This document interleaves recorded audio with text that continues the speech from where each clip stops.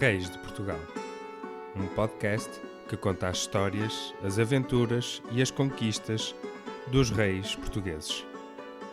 Um podcast de Rui Silva e Filipe Cavaleiro.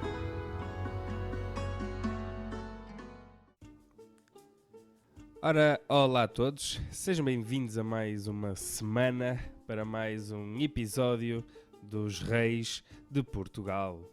Então, Filipe, como estás? Estou bem, e tu como estás? Maravilhoso. Maravilhoso? Uhum. Prontíssimo para mais um episódio. Mais ou menos, mas sim. Ok. Estou um bocado nervoso porque eu hoje quis fazer isto de maneira diferente para ver se cativava os nossos seguidores. E tenho uma música. Ok. Ou seja, este episódio vai ser contado de uma forma diferente. Por isso, vou lá para a introdução do episódio de Dom Sancho I, o Povoador.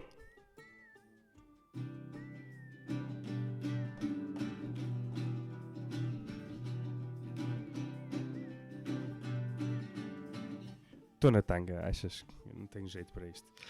Opa, genuinamente achava, estava aqui a pensar, não fazia ideia o que é que se está a passar. Eu sei. Pode ser muito bom, pode ser muito mau. Eu, antes que descampe para muito mal, eu achei melhor parar. Mas pronto, eu vou começar efetivamente com o que temos que fazer. E vou começar então por falar de Dom Sancho I, o Povoador. Então, Dom Sancho I, também conhecido como o Povoador, foi um dos mais marcantes monarcas portugueses do período medieval. Que reinou desde 1185 a 1211, a data da sua morte. A sua história está completamente entrelaçada com importantes eventos que mudaram Portugal, não é? Como tu sabes. Embora tendo um reinado assim um bocadinho conturbado, mas já vamos contar. Basicamente, Dom Sancho I nasceu na tua cidade de Coimbra, em 1154. Pá, não é minha. Pronto, tu és de lá, ok? Pronto, foi aí que eu quis chegar. Não a torna minha, né? Tá bem. E, como eu estava a dizer, ele era o quinto filho do rei Dom Afonso Henriques e Mafalda Saboia. Acho que é assim que se diz. Com a morte do seu primeiro irmão, do Henrique, que morreu ainda criança, e após o falecimento de Dom Afonso Henriques em 1185, Dom Sancho herdou então o trono. O que muita gente não se lembra, e não sei se tu sabes disto, é que Dom Sancho I na realidade tinha sido batizado com o nome de Martinho. Sabias disso? Olha, não fazia ideia. Ah, pois é, eu também não. E quando estava a pesquisar para este episódio, fiquei a saber o mesmo que tu. Mas ele acabou de mudar o nome para Sancho Afonso, vá-se lá saber porquê, ao tornar-se herdeiro da coroa portuguesa, porque soava mais soberano que Martinho, não é? Sancho! Martinho. Percebes aqui a diferença? Consigo entender a necessidade dele. Martinho também era um bom nome. Sancho Afonso, sim, claro. Para continuar. Não Martinho. Pá, sabes que isto, nesta dinastia afonsina, nós vamos apanhar Afonsos até mais não. Por isso, faz parte. Claro. Basicamente, Dom Sancho I já tinha ganho muita experiência governativa, e principalmente também em combate, ao lado de Dom Afonso Henriques, e acabou também por ser armado cavaleiro pelo pai em 15 de agosto de 1170, basicamente logo após ao acidente de Dom Afonso Henriques no cerco de Badajoz, que aquilo foi uma lástima. E esse cerco de Badajoz, para quem não sabe, foi em maio de 1169. E basicamente, com Dom Afonso Henriques incapacitado, foi instaurado um conselho de regência para governar em nome dele, porque ele já não tinha capacidades. E esta regência ficou a cargo de Dom Sancho e da sua irmã Teresa de Portugal. Pois é. E por acaso é interessante que havia fortes possibilidades de facto ficar mesmo Dona Teresa a governar e o Dom Sancho não ficar sequer com o trono, porque ele só, por acaso, no ano em que o pai morreu, é que tem o seu primeiro filho. Ou seja, ele já tinha tido 3 filhos na altura e foi tudo mulheres, então como havia essa necessidade de ter o filho homem, que também é questionável, sendo que se calhar poderia ter sido Dona Teresa a ficar, então também não seria de espantar, não é? Se Era pensarmos, mais para fazer não é? aquela pressão, sabes? De tens de ter um homem, tu tens que ter um homem. Se tu não tiveres um homem, eu meto a tua irmã à frente. Foi algo assim do género. E ainda bem. Sim, Ainda eles bem. até na sua divisão de funções, a Dona Teresa ficava mais com a parte administrativa do reino em si e o Dom Sancho ficaria mais com parte de aumentar o território e defender o território. Portanto, estamos aqui numa fase em que estamos ainda a batalhar contra muçulmanos, ou seja, está aqui uma guerra cristã ainda a acontecer e não esquecer que nesta data de 1172 ainda não tínhamos a bula do Papa, ou seja, isso só veio mais tarde, portanto ainda não éramos bem aos olhos do resto do mundo como um reino independente. Não éramos aos olhos da igreja, né? Nós só não Sim, tínhamos a confirmação papal, porque no Tratado de Zamora sim. isso já tinha ficado ali mais ou menos alinhavado, não é? Sim, pelo menos com o Reino de Leão, isso estaria ok. Se bem que há batalhas com o Reino de Leão na mesma, embora esporádicas, mas elas acontecem. Claro que sim. E mais? Que me contas mais? Ora, conto-te que eles praticamente partilharam essa gerência do reino desde 1170, mais ou menos 1172 até 1183. E depois Dona Teresa acabou por ir casar com Filipe de Alsácia, conde de Flandres, em França. Alsácia? Uau. Exatamente. E então fica só o Dom Sancho I aqui como único sucessor. Portugal também durante este tempo tentou arranjar aliados aqui no meio da Península Ibérica, porque nunca se sabe quando é que o Reino de Leão poderia decidir já chega, queremos afinal este território de volta.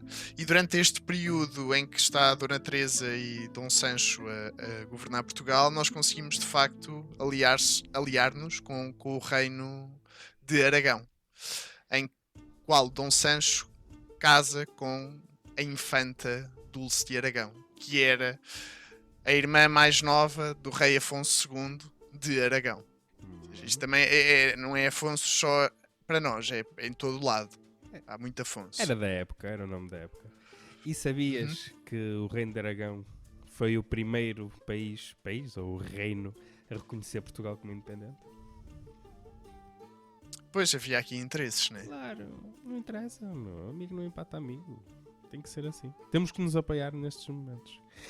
E por falar em apoiar, em 1178, perto de Sevilha, Dom Sancho I ganha uma importante batalha contra os mouros, que assim ajudou a expulsá-los e a pedir que eles entrassem em território português. E na realidade, com a morte de Dom Afonso Henriques, 6 de dezembro de 1185, Dom Sancho I torna-se assim oficialmente o segundo rei de Portugal, tendo sido coroado na Sé Velha de Coimbra, ou a Catedral de Santa Maria de Coimbra, penso que é assim, corrijo-me se estiver enganado, a 9 de dezembro do mesmo ano. 3 dias depois. Foi para dar aquele arrefecimento. Sim, é assim, ao fim e ao cabo, ele já era, na verdade, mais ou menos rei, né? Sim, mas Ou seja, ele já estava a governar.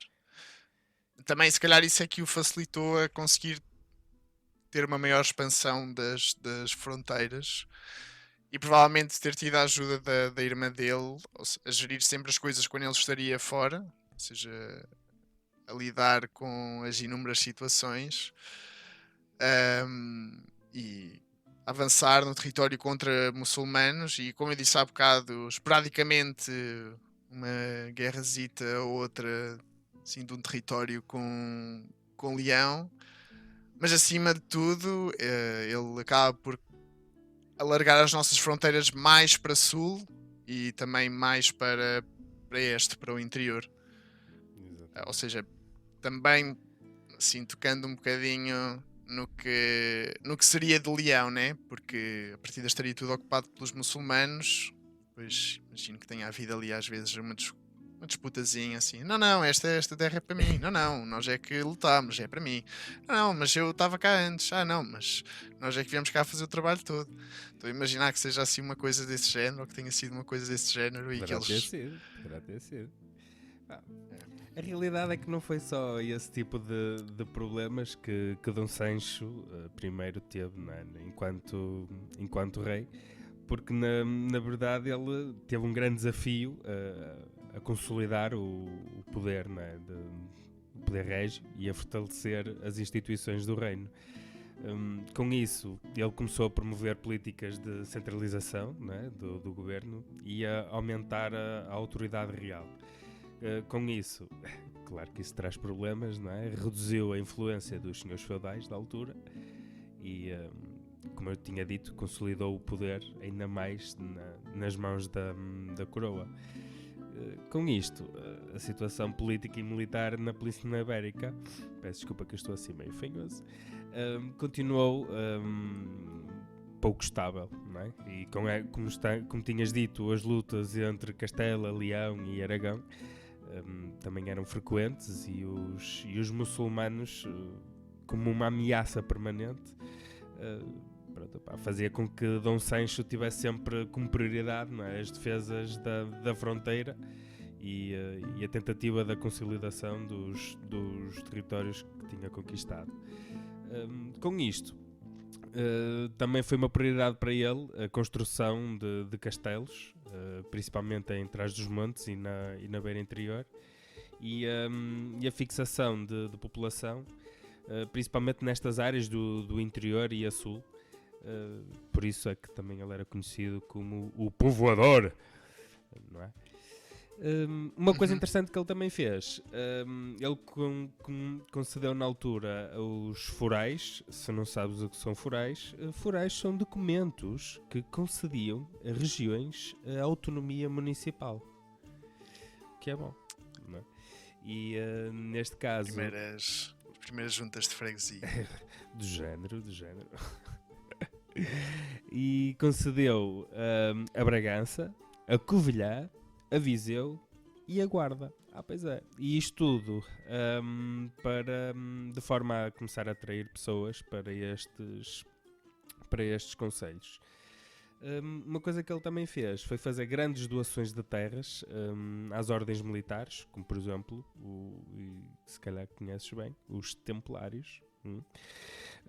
Santiago de Espada e Calatrava, penso que era assim, que também ajudavam a fixar populações, a desenvolver e a defender também os territórios que tinha conquistado, porque sozinho também não conseguia, não é? Acaba por fazer sentido, né? Porque avançando para sul, né, consegue controlar mais e também acaba por ter ajudas de outras, porque é uma guerra cristã contra os muçulmanos. E aqui para o interior faz mais sentido tentar colocar mais pessoas lá para conseguir também defender esse território, né, do reino que está imediatamente ao lado, para o qual ele não quer perder o território, né? Claro. o reino de Leão. Ou seja, está a parecer aqui que ele também safava bem aqui na administração dos lugares que criava, até mesmo com os forais, né? Acabam por fazer sentido. Dar ali também vontade àquelas pessoas de defenderem o que é delas. Ele também foi o primeiro rei português a cunhar uma moedinha. É verdade, sim, o primeiro a meter lá a carinha, a foto da altura, né? A moeda de ouro com a cara do rei. E ele era o povoador, né? Portanto, por alguma razão, ele há de ter conseguido meter tanta gente em todo o lado e também fazer aqui esta unificação. Dava moedas com a cara dele e assim as pessoas lembravam-se sempre que ele existia. Este gajo top deu uma moeda. Então ele acaba por potenciar aqui o nosso desenvolvimento do nosso território. Ele também era uma pessoa que era fã de cultura, que dizem que ele também era poeta e, portanto, por causa disto também mandou pessoas estudarem para fora, para a Itália e para a França, ou seja, aqui a promover também o desenvolvimento da sua população e do conhecimento da sua população, ou seja, não era só alargar território e meter lá as pessoas, também estava a desenvolver. E depois continua as suas conquistas para Sul, com Alvor e Silves, em 1189, que por acaso estavam aí a passar uns cruzados escandinávios que iam para a Terra Santa e deram ali uma ajudinha. Pronto, sítio certo, na hora certa. Boa. O azar foi que em 1191 perdeu Silves e Alcácer do Sal para as forças do Mouro Al-Mansur. Penso que estou a dizer isto de forma correta. Melhor Al-Mansur do que Alcácer. Alcácer, vacilei, eu sei que é mau, mas pronto. Mas no entanto, nessa mesma época conseguiu evitar que Évora fosse tomada pelos mouros. Isto já foi uma fase menos boa no reinado de Dom Sancho I, porque em 1202 a fome assolou Portugal e a realidade é que não havia capacidade de resposta por causa da falta de mantimentos. Por outro lado, as cruzadas, não é, como registavam uma forte adesão, não havia mão de obra na agricultura e isso fazia com que não houvessem mantimentos. Em 1204, Dom Sancho acaba por fazer uma aliança com o reino de Leão e Castela, com o casamento do seu filho, não é, o futuro rei de Portugal, o infante Afonso, com o Raca de Castela, outro Raca, em 1208. Pois é. Não sei se sabes, é que esse casamento também não correu muito bem. Não. Não foi muito bem aceito, pelo menos por parte da nobreza ou clero, se bem que as relações entre o clero e a monarquia de Portugal nunca foram as melhores, principalmente nesta altura em que o rei queria fortalecer o seu poder face ao poder que a igreja tinha, então havia aqui esta rivalidade. Inclusive ele envolveu-se em disputas com bispos. Não sei como é que isto aconteceu, se foram na rua chamarem-se nomes uns aos outros, que não fica seu bem a bispo. nenhum, né? Pois, nem sei. O que é certo é que o Papa Inocêncio III excomunga-o, acusando de faltar ao pagamento daquilo que estava prometido pelo pai de Dom Sancho. Portanto, isto não correu lá muito bem. O Papa também era um bocadinho inocêncio, não? Pois, está no nome. Pois. Bem, em maio e em outubro, aliás, entre maio e outubro de 1209, com este clima de guerra civil que opõe o rei de Portugal ao clero e os nobres, não é? Como tinhas dito, Dom Sancho queria fortalecer o seu poder interiormente dos privilégios da nobreza. Grande parte do seu reinado é caracterizado por um ambiente de forte tensão, não é? É de imaginar, com estas picardias todas, o ambiente que se vivia nas ruas. Já agora imagina naquela altura. Mas pronto, Dom Sancho I, de uma forma, direi, equilibrada, lá foi conseguindo resolver todos esses obstáculos. E Dom Sancho I, como já sentia que já não estava a ficar propriamente novo, em 1188 ou 1189, há aqui uma ligeira dúvida, fez o seu primeiro testamento, no qual doou à Dona Dulce os rendimentos de Alenquer, terras do Vouga, Santa Maria da Feira e do Porto. Uma mulher de sorte. O que é mais engraçado é que um bocadinho antes de morrer ele decidiu, não, vou fazer mais um testamento para gerar aqui um bocadinho de conflito, já que não teve conflitos nenhuns, né? no resto da sua vida, Muito super pacífico, né? tranquilo. Então agora decide distribuir os bens para 3 das suas filhas, em que lhes dá os castelos de Montemoro Velho, Ceia e Alenquer, em que elas também ficariam responsáveis pelas vilas e pelos rendimentos. O problema é que o sucessor dele, o Afonso II, não quis cumprir este testamento, pois isto acabaria por centralizar um bocadinho o reino, que era um problema que ele via que se estava a arrastar e que ele queria resolver, e não queria que as irmãs dele mantivessem aqueles privilégios e os rendimentos que lhes tinham sido concedidos neste segundo testamento. Portanto, assim, Dom Sancho fica para trás com Dona Dulce, deixando 11 herdeiros. Ao longo de quantos anos? 20 anos. Epa, é muito filho. Verdade. Não havia televisão, pronto. Se na altura desse o preço certo, eles tinham pouquitos.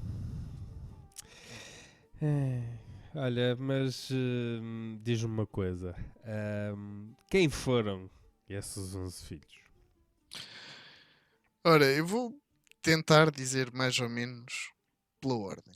Pode falhar aqui alguma coisa, né? Isto também, os sistemas informáticos da altura não eram os melhores para documentação de datas de nascimento. Certo. Mas, portanto, sabemos que começamos com 3 filhas, que é Dona Teresa, Dona Sancha e Dona Constança, e só depois ao 4º filho é que vem o Afonso II, mas depois também vem Dom Pedro, Dom Fernando, Dom Henrique, Dom Raimundo. Portanto, aqui 5 seguidos, depois de 3 filhas. Boa. E depois voltamos ao ciclo de 3 filhas, Dona Mafalda, Dona Branca e Dona Berengária. Faltava aqui o nome especial, né? Até agora eram mais ou menos ok, né? Mas tinha que haver o nome especial. Portanto, se tivessem mais filhos agora, suponho que viessem 5 rapazes. Suponho que sim. Mas Berengária parece nome de doença, não é? Pois, não sei que acho que ela depois acabou por ser rainha da Dinamarca. Olha, boa. Olha, mas sabes o que é engraçado? É que Dom Sancho conseguiu ter 3 filhas beatificadas. Pois é. Dona Teresa, Dona Sancha e Dona Mafalda. Altamente. Interessante que foram as que ficaram com os castelos.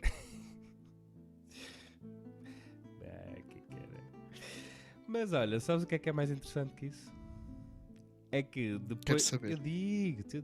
É que depois da morte da rainha Dona Dulce de Aragão, Dom Sancho não se ficou por aqui. E teve 2 relacionamentos, que se saiba, não é? Com Dona Maria Paes da Ribeira, conhecida como a Ribeirinha, e Dona Maria Aires de Fornelos. Mas estas senhoras deram filhos ao rei. Ou seja, basicamente, o rei teve um total de 19 filhos. Pois é. Pois, o povoador. Exatamente. Se calhar não tinha a ver com o avanço do território. Eu acho que era um bocadinho por aqui. E pronto. Quem nasce, batalha, também morre. E Dom Sancho I faleceu em 1211. É verdade, com muita pena minha. E foi sucedido, como tinhas dito anteriormente, por Dom Afonso II. E a verdade é que o legado de Dom Sancho I perdura. Aliás, perdurou durante séculos e é lembrado como um dos monarcas mais importantes da história de Portugal, precisamente por todas estas conquistas territoriais e desenvolvimento económico, e principalmente pelo fortalecimento do poder régio. Pois é. Pois, eu estou para ver quando é que vai haver um monarca que não seja lembrado como um dos mais importantes da história. Principalmente estes iniciais, não é? Porque não deve ter sido propriamente fácil começar isto do zero, não é? Uma coisa é tu manteres um reino, outra coisa é fazeres este alargamento de território, conquista de território, pá, e o pior, que é manter o território, não é? Principalmente sendo atacado por dois lados, não deve ser propriamente fácil, digo eu. Exatamente. E é isto, meus meninos. Está feito mais um episódio. Espero que vocês tenham gostado. Não se esqueçam de deixar os vossos comentários tanto no Instagram como no Spotify. E é isto. Continuem a seguir-nos. E até à próxima. Até para a Até uma próxima. Até uma próxima. Queres dizer mais uma vez? Até uma próxima. Até uma próxima. Reis de Portugal, um podcast que conta as histórias, as aventuras e as conquistas dos reis portugueses. Um podcast de Rui Silva e Filipe Cavaleiro.